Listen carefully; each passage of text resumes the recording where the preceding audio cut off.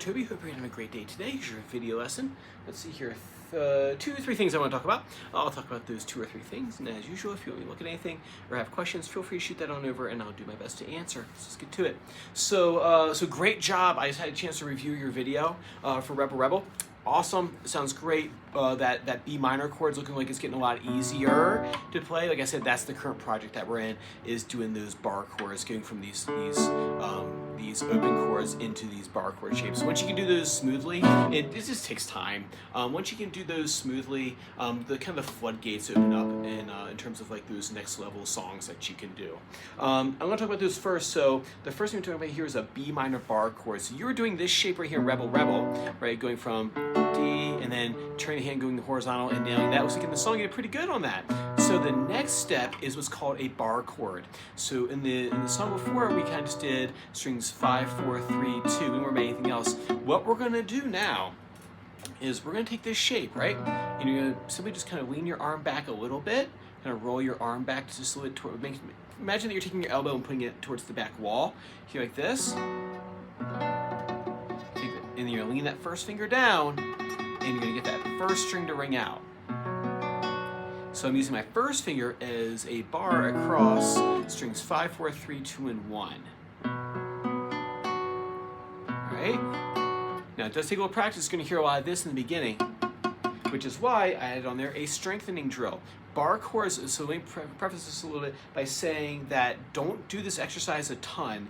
Do it just a little bit every day. I'm talking like 30 seconds a day. If you do it too much, you could hurt yourself in this part of your hand right here by doing it. Like I had students who were trying it for like 10 minutes a day. I'm like, oh my God, I hurt my hand. I'm like, well, yeah, no joke. Like you're going from like 0 on the couch to running a marathon. You want to take your time and make sure you get your first fingers nice and strong. And like 30 seconds in the morning, 30 seconds in the evening, bam, that's all you need to do this exercise. You don't need a whole lot of it, but you do need consistent days over the course of like a couple of weeks, and it get a lot easier. So I'm going to take my pointer finger like this. I'm going to have it straight from my knuckle here to the tip of my finger, and keep these fingers curled. Imagine there's a space in between my first and second finger. What I'm going to do is going to rest my finger on those strings, and I'm simply just going to curl up and down. What we're trying to do is try to get a separation between our first and second finger and strengthen this part of the hand so that the fingers can move. I'm just literally just touching the strings. I'm not pushing down yet. So just touch the strings, curl your fingers up, fingers down. Keep about no more than a finger's width at any one particular point on the fretboard. This right here.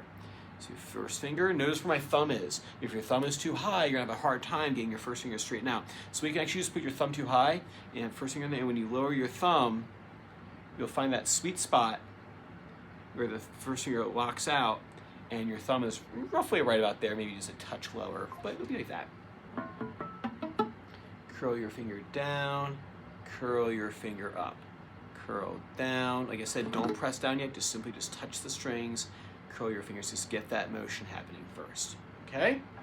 Next is our next song, Brain Damage by Pink Floyd. It's going to use that B minor bar chord in the chorus of the song, but we're just going to focus on just the verse of the song this week, so we're not actually using the bar chord yet.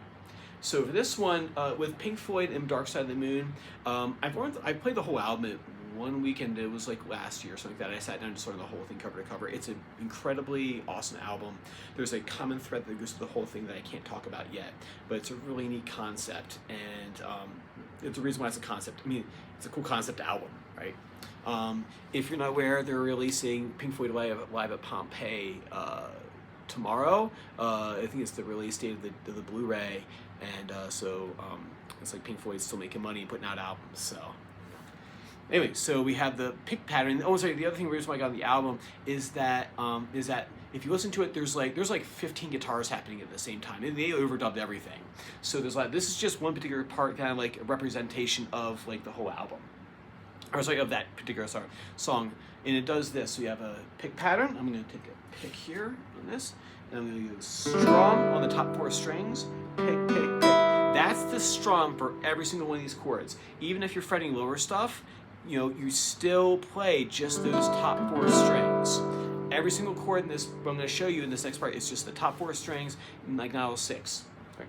I just wrote the big shapes out so you can see the big shapes that you're playing. So you have strum, pick, pick, pick, strum, pick, pick, pick. Right? So first chord D, strum, pick, pick, pick. I'm going to do that twice. chord, G7. It looks like this right here. If you're gonna play country and that kind of music and bluegrass, this is a very popular chord for that style, so it's worth learning right here. I'll show you a little trick that works for this song, but first just get the chord shape down, just those top 4 strings. Gonna go back to the D. And then back to G7. Back to D.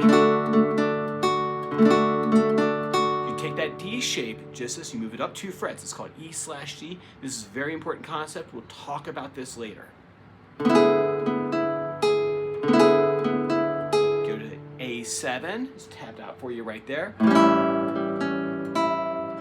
Just those top 4 strings, and then to a D chord times 1, and then a D sus2. I take a D chord, I take my middle finger off.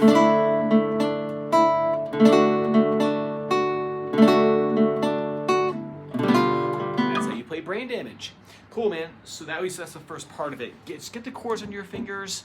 Just get the pick pattern happening. There's some really cool concepts that are in this that kind of are far-reaching beyond just this song that we'll talk about later. Awesome, man. Have fun with that, and I will see you next Tuesday. Take care.